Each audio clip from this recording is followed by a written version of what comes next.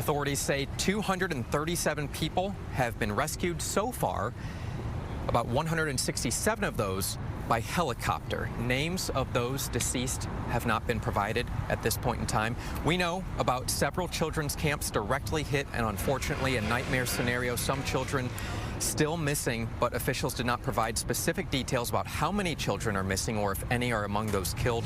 During the press conference, state and local officials were making a case that this was somewhat unpredictable, that none of their weather forecasts called for the amount of rain and flooding that we're seeing. The Guadalupe River rising about 26 feet in less than an hour.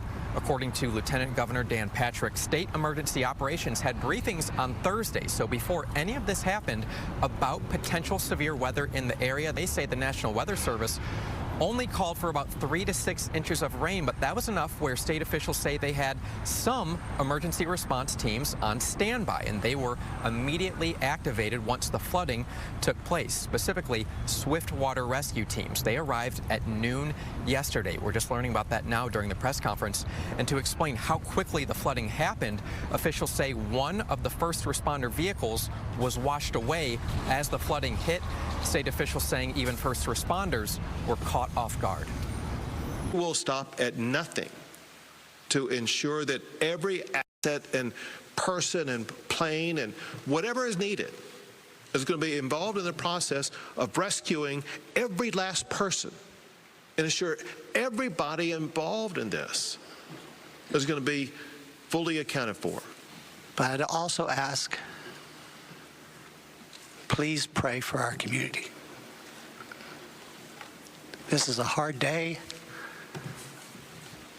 and there will be hard days to come. Pray for us.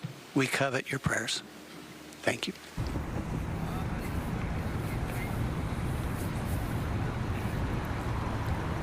So the Kerr County Sheriff says they have more than enough help at this point in time as far as resources go. Again, it's just time is of the essence because they're still calling this a search and rescue mission. Again, as Casey Stiegel was pointing out, that word rescue, very crucial because they believe that there is still hope, that there are people who are survivors who could be rescued. They say they're going to work around the clock until everyone has been either picked up or identified.